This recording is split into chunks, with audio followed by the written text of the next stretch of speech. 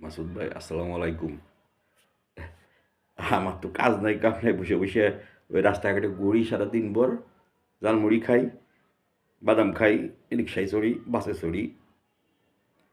তাই আমার এক গুরু মেট্রোতে চড়ি নেই বিদায় আমি এই কষ্টে আমি এখনো মেট্রোতে চড়ি নেই, যে গুরুরে বলছিলাম গুরু আমি আর একসাথে চলবো। তো আগস্ট মাসের লাস্টের দিক মনে হয়, রাত 12টার দিক, প্রায় 11টা প্লাস, মণিপুরি পাড়ায় দাঁড়ায় রয়েছি আমি আর আমার আরেক গুরু। তো 4টে আর্মির গাড়ি ঢুকলো, 5-7 মিনিট পর বেরোয় গেল। কি হইল, স্বরাষ্ট্রমন্ত্রীর বাহার থেকে একটা পিস্তল উদ্ধার হইল।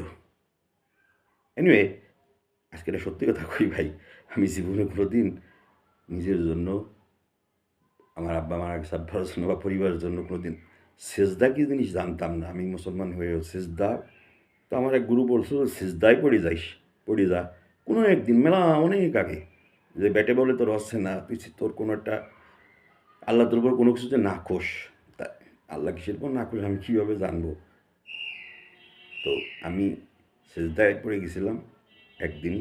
সেজদা থেকে উঠে ডাইরেক্ট একটা দিক কল দিয়ে বললাম, আপনি এই জাতিটাকে মাফ করে দেন। জাত, ওনার কাছে মাপ চাই নেই, আমি উল্টো বলছি আপনি মাফ করে দেন এই জাতিটারে। আমি যদি কথাটা মিথ্যা বলি আল্লাহ জানি এখনই আমাকে গজব ফেলায় মেরে ফেলে। তো আমি কি বলছি, আবারও রিপিট করছি একটাই কথা, আপনি এই জাতিটাকে মাফ করে দেন। সেজদা থেকে উঠে আমি জাস্ট এক্স্যাক্ট এই কথাটা আমি তাকে বলছিলাম, মাফ করে দেন এই জাতিটাকে আপনি। ধন্যবাদ মাসুদ ভাই। সবার কথাই আমি শুনি ভাই, কিন্তু সবার কথাই আমি, আমার মনে মনে চাই যে আমি একটু বলি 1-2 লাইন। কারণ আমরা মানুষ, হিউম্যান বিং, অবশ্যই প্রশংসা রক্তে মাংসের মানুষ অফকোর্স পছন্দ করে, এবং কোনো রক্তে মাংসের মানুষ এক্সপেকটেশনের বাইরে নাই। এই একটাই অনলি শব্দ, যদি এক্সপেকটেশন কোনো রক্তে মাংসের মানুষ হনন করতে পারে, হনন করতে পারে, তাহলে গৌতম বুদ্ধ হয়ে যাবে সে, এই জগৎ সংসারে সে চলতে পারবে না। আর গৌতম বুদ্ধর বাবা গৌতম বুদ্ধর পায়ের কাছে দিয়ে পড়ছিল। মহানবী সাল্লাম কেন যে বলল বিদায়ের বাজুটে যে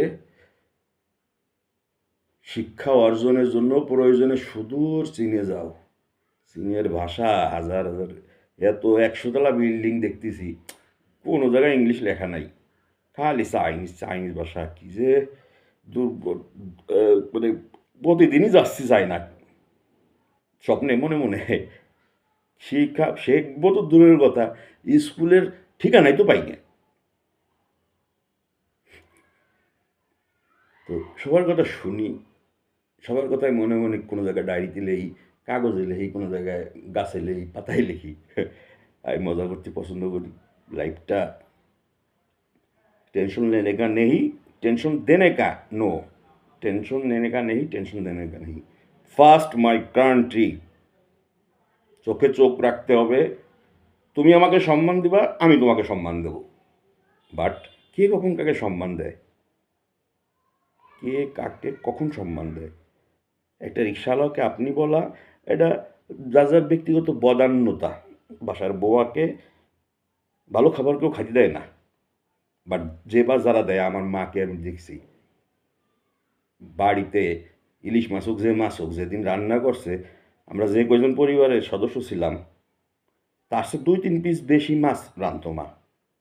আমার মার জন্য, আমাদের জন্য সুনাম করছে, আমি নিজের চোখে দেখছি, এবং আমি কোনো মিথ্যে বলি না, যা আসছে সত্যি তাই। তো হিউম্যানিটি ফার্স্ট, আগে হিউম্যানিটি, তারপর দেশের স্বার্থ। আর দেশের স্বার্থ কখন, হ্যাঁ, পাশের বাড়ির যদি অল দেয়, তাহলে আমার বাড়ির কল দেওয়ার দরকার আছে? অটোমেটিক অল হয়ে যাচ্ছে না? বাট এখানেও একটা ইফেক্টিভ নেগেটিভ ইফেক্টিভ আছে। তার ওই সাইডে সে যেহেতু অল দিচ্ছে, তার ভিতর সাইডটা সে রং চং করে প্লাস্টার করে সুন্দর করে রাখছে। আমার এই আমার সাইড কি, সে ওই খালি ওই লাল লাল খড় খড় ইট দেখা যাবে, সে দরকার আছে সে প্লাস্টার করার। তাইলে আমি যদি মনে করি যে ওয়াল দেওয়া আসতে যায় তো তাহলে তো আমারও তো উপকার হচ্ছে। হাই রে, জিও স্ট্র্যাটেজি এক নেভিগেটিং ওয়াটার স্যার যে কি টপিকস দিল পিএইচডির আমারে, আমি তো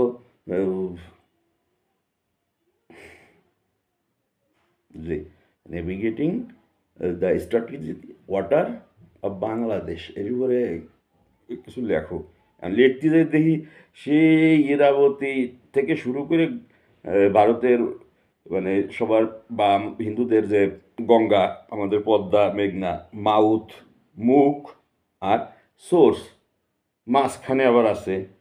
এটা কোন জ্বালারে, তো চায়নার সাথেও রয়েছে, বার্মার দুইটা চায়নার সাথে, পাকিস্তান হয়ে ভারতে, চায়নার থেকে মেইন ব্রহ্মপুত্র নদী ভারত হয়ে বাংলাদেশে।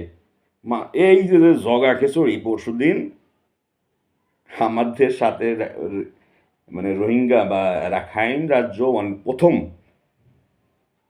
স্বাধীন হলো পরশুদিন। তাহলে সেই রাজ্যের আরাকান আর্মি নাকি মায়ানমার আর্মি দুইজনকে শুট করে মারি ফেললো আমাদের দেশের বর্ডারে ঢুকে।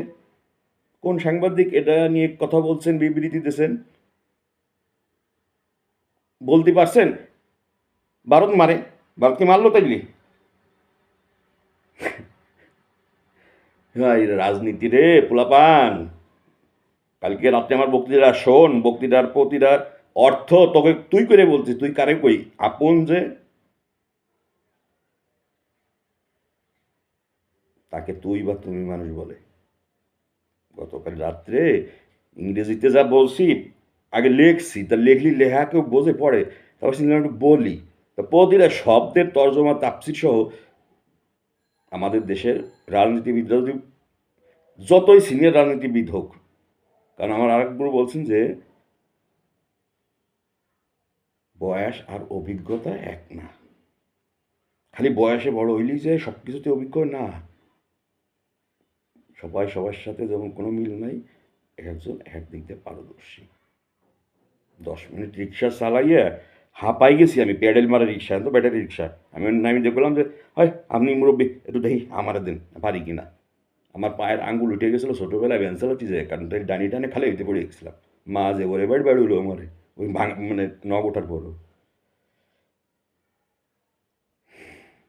বলছিলাম এই জাতিটাকে আপনি মাফ করে দেন, আর কিচ্ছু বলিনি। যাহাকে 1++2 প্রতি মিনিট অবজার্ভ করতেছি, সেজদা থেকে উঠে তাহাকে বলছিলাম। তার কানে পৌঁছাইছে কিনা জানি না, বাট পরের দিন তো মাফি করে দিল, নাকি সে তারে উল্টো আমরা মাফ করলাম কি জানি না, বাট আমি বলছিলাম এই জাতিটাকে আপনি মাফ করে দেন।